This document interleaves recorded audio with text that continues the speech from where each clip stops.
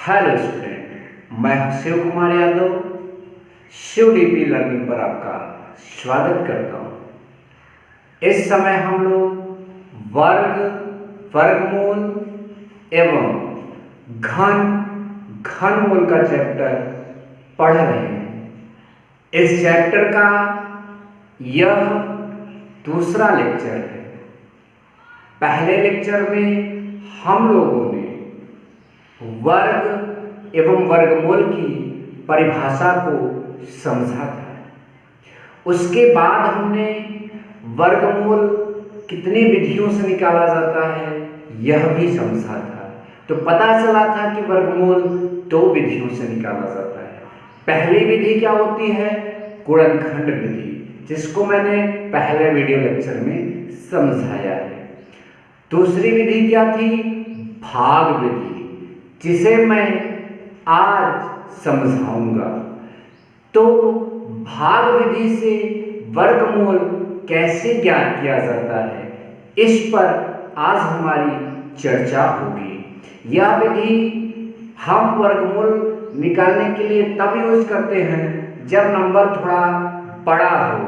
वहाँ पर गुणनखंड विधि हमें थोड़ा सा मतलब कि कंफ्यूज करती है और हमसे गुणनखंड करने में थोड़ी सी मतलब मिस्टेक भी हो सकती है। तो यह विधि सब बड़ा नंबर दिया जाएगा वर्गमूल निकालने के लिए, तब हम यूज करते हैं। ठीक है, तो इस विधि में क्या ध्यान देना होगा, इस विधि से वर्गमूल कैसे निकाला जाएगा, अब इन सब चीजों पर विस्तृत चर्चा करेंगे। क्या टॉपिक है? भाग विधि से वर्गमूल ज्ञात करना है। भाग विधि से वर्गमूल ज्ञात करने के लिए हमें कम से कम 1, 2, 3, 4, 5, 6 स्टेप याद रखने होंगे। तो आपके सामने एक समस्या आई होगी कि अब इस 6 स्टेप को हम कैसे याद करें या कैसे याद करेंगे। तो मैं आपको बताता हूं, इन्हें याद करने की बिल्कुल जरूरत नहीं है, सिर्फ इन्हें आप समझने का प्रयास करें। मैं 2 बार 3 बार इसे समझा दूंगा, उसके बाद ये 3 एग्जाम्पल जब मैं आपको करवा दूंगा तो आपके दिमाग में 6 के 6 स्टेप बैठ जाएंगे।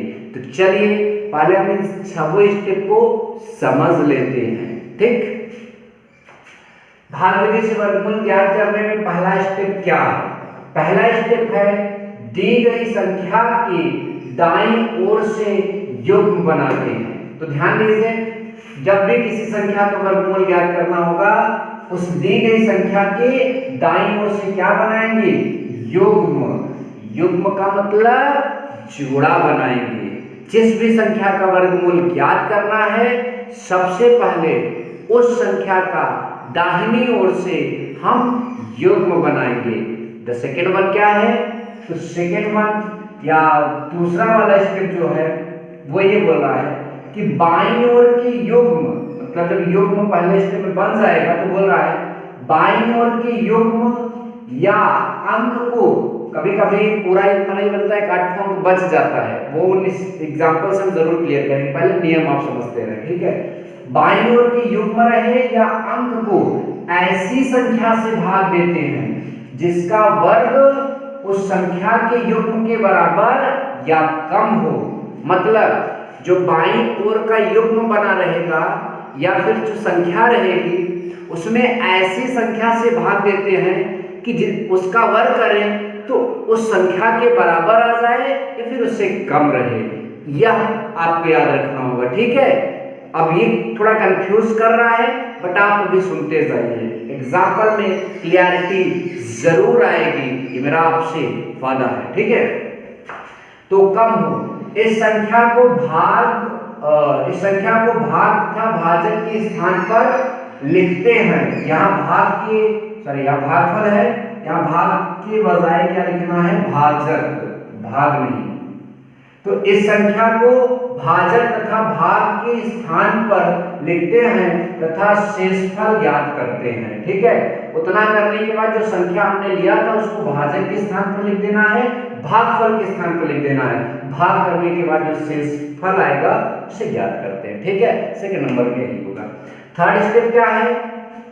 इस शेषफल का जो सेकेंड स्टेप में शेषफल आएगा, इस शेषफल के साथ अगले युग्म को दाईं ओर लिखते हैं। जो शेषफल बचा रहेगा उसमें जो अगला युग्म रहेगा उसको उसके दाईं ओर लिख देंगे। ये सब चीज एग्जाम्पल में क्लियर होगा, तो ध्यान से समझते रहे, ठीक है। फोर्थ नंबर क्या है, भाजक के स्थान पर इतना हो जाने के बाद नेक्स्ट जब भाई लिख देंगे फिर से भाग देंगे तो वहां जो भाजक आएगा, भाजक के स्थान पर भागफल का 2 गुना लिखते हैं। मतलब अब जो भाजक रहेगा उसके स्थान पर क्या लिखेंगे, जो आपने भागफल प्राप्त किया था पहले स्टेप में, सॉरी दूसरे स्टेप में, उसका 2 गुना भाजक के स्थान पर लिखेंगे। और इस भाजक के दाईं ओर एक ऐसा अंक लिखते हैं, भाजक जो आपका अभी मिलेगा उसके दाईं ओर एक ऐसा अंक लिखते हैं जिसकी गुणा प्राप्त भाजक में करने पर प्राप्त गुणनफल भाज्य के बराबर या उससे कम हो। इसका भी मतलब क्या है यहां समझाया जाएगा, बस अभी आप देखते रहिए, ठीक है। फिफ्थ नंबर क्या है, प्राप्त गुणनफल को भाज्य के नीचे, यहाँ जो गुणनफल करेंगे वो भाज्य के नीचे लिखकर शेषफल ज्ञात करते हैं और भाजक में रखे अंक को भागफल में लिख देते हैं। ये आपका स्टेप नंबर 5 होगा। लास्ट में क्या लिखा है, इस क्रिया को तब तक दोहराते हैं, इस क्रिया को तब तक दोहराते हैं जब तक कि सभी युग्म समाप्त ना हो जाए। इस मतलब ये क्रिया तब तक चलती रहेगी जब तक पूरा युग्म समाप्त ना हो जाए, तब तक यह क्रिया करते रहेंगे। इस क्रिया में प्राप्त भागफल ही दी गई संख्या का वर्गमूल होता है। इस क्रिया के बाद जब पूरा क्रिया हो जाएगी तो जो भागफल आएगा वही दिए गए संख्या का वर्गमूल होता है। मुझे पता है कि आपके दिमाग में अभी कुछ भी नहीं घुसा है, बट मुझे इतना विश्वास है कि 3 एग्जाम्पल के बाद आपके दिमाग में बहुत कुछ प्रवेश करेगा। Let's have 10 second break.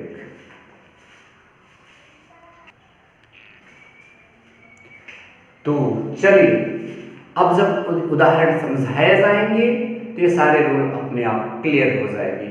Example समझने से पहले ये 3 शब्द आप समझ लें, क्योंकि ये बीच में जरूर आएंगे। सबसे पहला शब्द क्या है, भाजक। भाजक क्या होता है, जिससे भाग दिया जाता है, जिससे भाग दिया जाता है वही भाजक होता है। दूसरा शब्द क्या है, भाज्य। भाज्य क्या होता है, जिसमें भाग दिया जाता है, जिसमें भाग दिया जाता है उसे भाज्य कहते हैं। तीसरा शब्द है भागफल।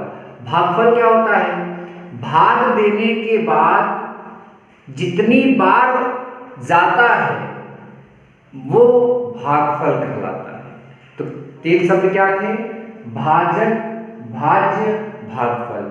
भाजक का मतलब जिससे भाग दिया जाता है, भाज्य का मतलब जिसमें भाग देते हैं, और भागफल का मतलब जितनी बार भाग जाता है, मतलब जितनी बार पहाड़ा पढ़ते हैं भाजक का वह होता है।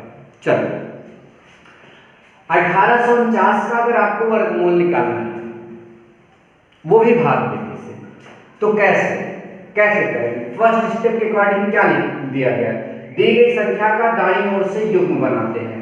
तो हमारा दाहिना हाथ ये है, इस दाईं ओर से इसका युग्म बनाएंगे, ठीक है। मैं दूसरे पेन से बना दे रहा हूं, ध्यान दें, यहाँ पर ये और ये युग्म, युग्म माने जोड़ा, ठीक है। पहला स्टेप, दी गई संख्या का दाईं ओर से युग्म बनाते हैं, हमने बना, ठीक।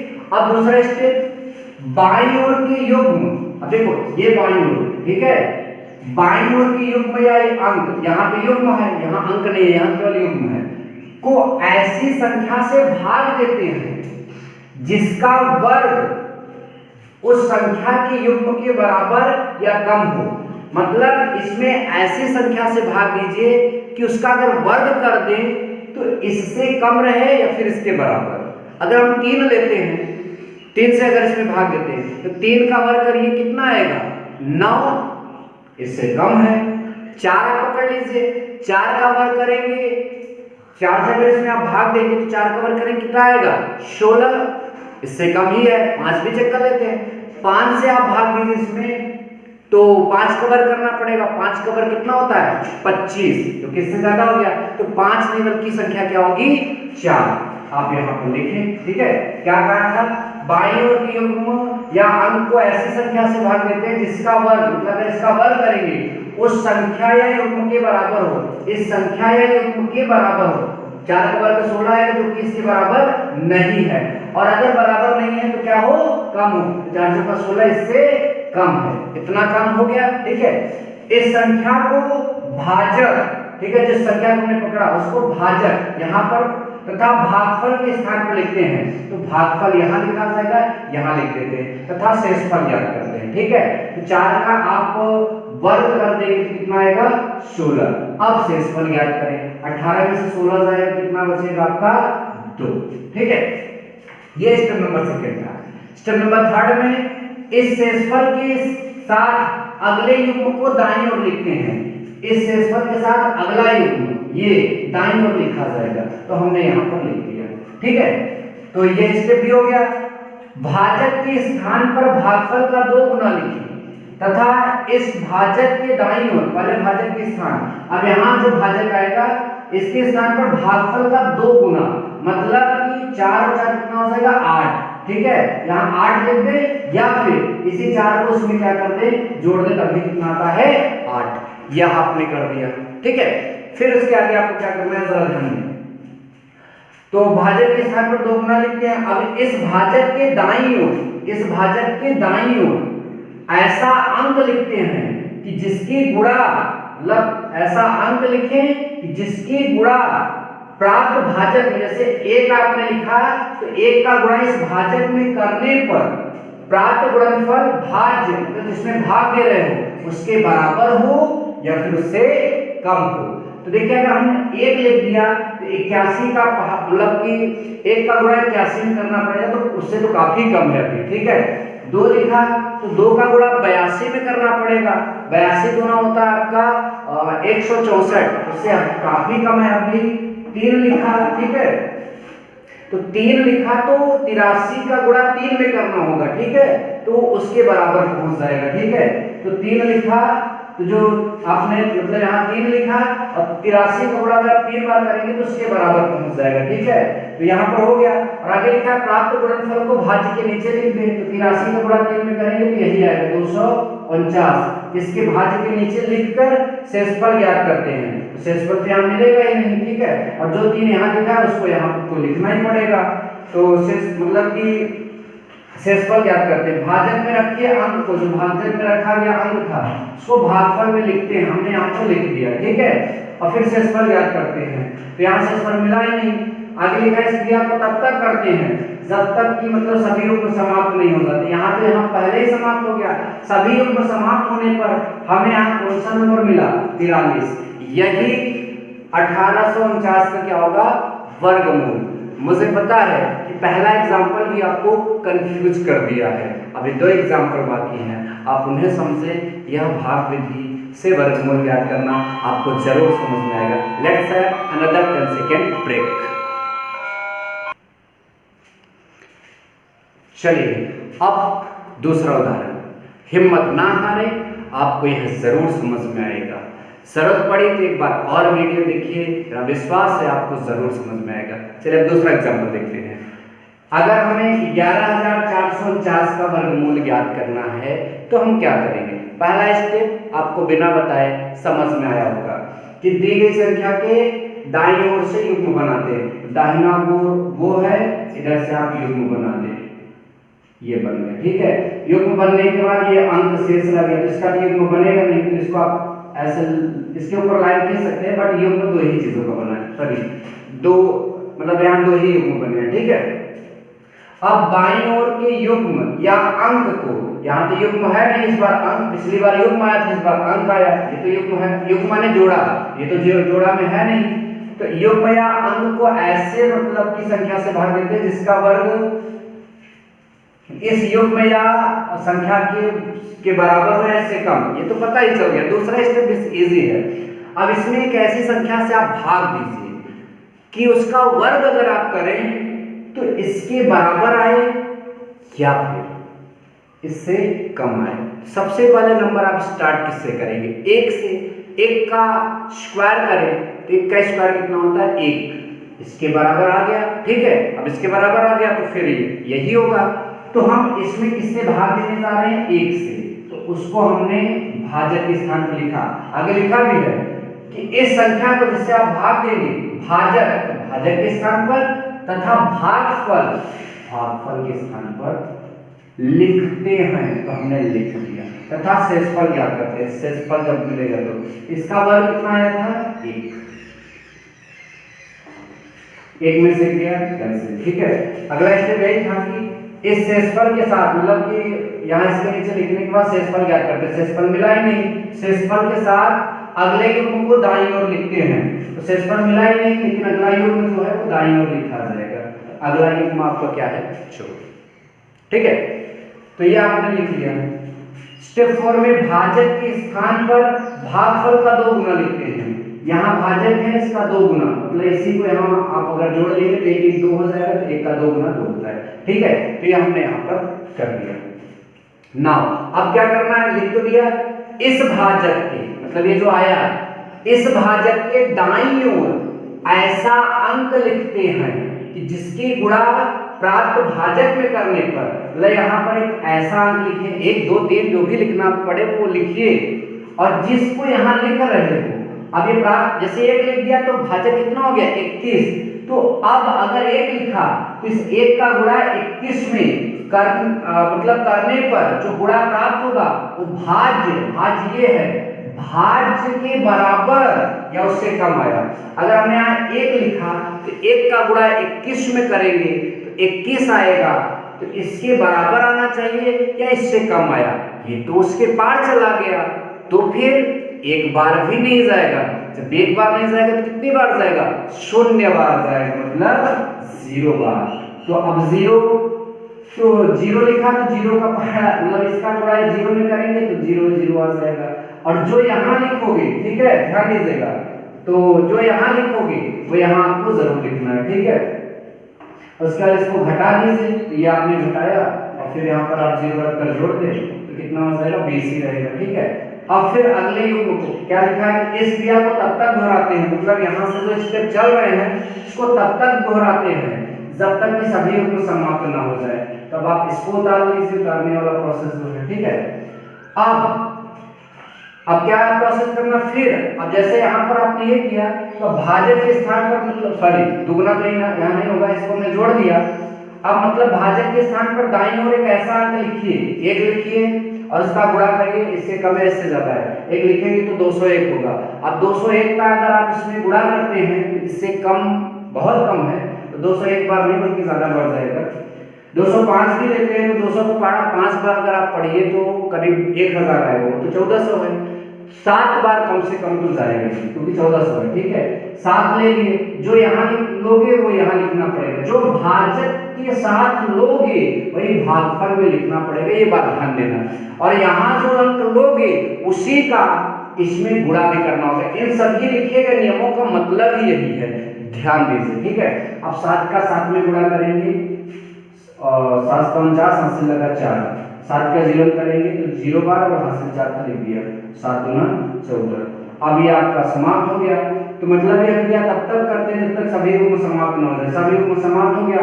अब लास्ट में जो भागफल आया 107, यही 107 इस मतलब कि 11449 का क्या है? भागफल, सॉरी वर्गमूल, ठीक है। अब यह हो गया, कुछ समझ में आया होगा, ऐसा नहीं है कुछ नहीं समझ में, कुछ तो समझ में आया होगा। तीसरा उदाहरण हम लेंगे तो हमें इन नियमों में लिखे गए किसी बात से कोई मतलब नहीं है, ठीक है। अब हम तीसरा एग्जाम्पल बिना इन नियमों की ओर देखे ही करने की कोशिश करेंगे, ठीक है। और आप भी ऐसे ही करना। चलिए एक और आप देख लें।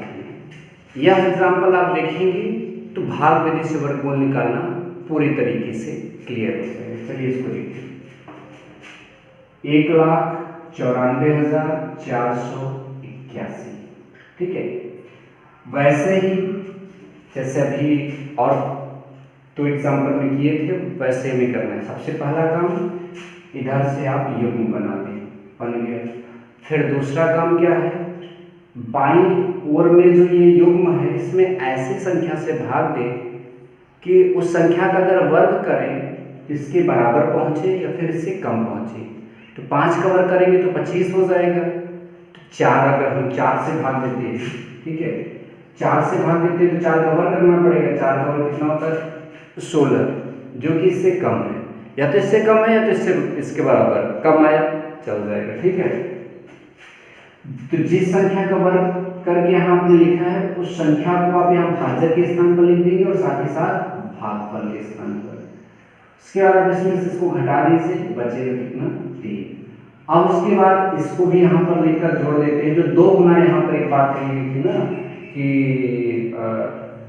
भाजक के स्थान पर जो अगला स्टेप में यहाँ भाजक आएगा उसके स्थान पर 2 गुना लिखते हैं। तो 2 गुना का मतलब अगर 4 का 2 गुना करोगे 8, इसका मतलब 2 गुना लिखने का मतलब इसी को उतार कर यहाँ जोड़ देते हैं। तो 4 में 4 जुड़ेगा कितना हो जाएगा, 8। और फिर उसके बाद ये बगल वाला युग्म यहाँ पर उतर जाएगा, ठीक है। तो ये चीज हुआ।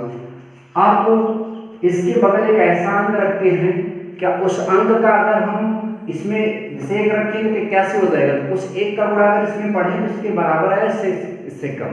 तो कितना रखें, 1 रखें, 2 रखें, 3 रखें, 4 रखें, 5 रखें, क्या रखें। इसके लिए मैं एक तरीका बता रहा हूँ। 8 का पढ़े 34 में पढ़े कितनी बार जाएगा, 8 चौका 32, लगभग 4 बार जाएगा। 4 रखते हैं, ठीक है, 4 हमने रख दिया। अब यहाँ 4 रखेंगे तो 4 बार आपको यहाँ भी लिखना पड़ेगा। अब इसी 4 का इसमें गुणा करें, 4 चौका 16। अब 16 आपने लिखा, ठीक, तो 1 हासिल लगेगा, फिर 4 8 32 और 1 33, ठीक है। मान लीजिए 4 बार पढ़ा, मतलब 4 रख के 4 बार इसमें गुणा कर दिया, 84 में इतना आया। अगर वो 344 से ज्यादा होता तो आप 4 बार ना रखकर कितना रखते, 3 बार, वो आप समझ जाएंगे धीरे धीरे, ठीक है। फिर आप इसमें घटाइए, 14 में से अगर आपका 6 घट रहा है, 14 में से अगर आपका 6 घट रहा है, 8 बचेगा और यहाँ कुछ नहीं बचेगा क्योंकि 3 है, उधार देने के बाद यहाँ भी कुछ नहीं बचेगा, ये आप उतार दीजिए। फिर इस 4 को यहाँ उतार कर जोड़ते हैं, ये प्रोसेस चलता ही रहता है, ठीक है। ये हो जाएगा आपका 88। उसके बाद क्या करना है कि यहाँ जो भी रखेंगे उसका पहाड़ा पढ़ने कितना आ जाएगा। 1 रखते ही पता चल रहा है कितना आ गया, 1 रख दीजिए, तो 1 का पहाड़ा जब इसमें पढ़ेंगे तो 881 और ये पूरा कट गया और भाग की क्रिया भी समाप्त हो गई, इसलिए यह आपका वर्गमूल है। तो आज की क्लास में बस इतना ही। नेक्स्ट क्लास में हम घन और घनमूल के बारे में चर्चा करेंगे। Thank you so much.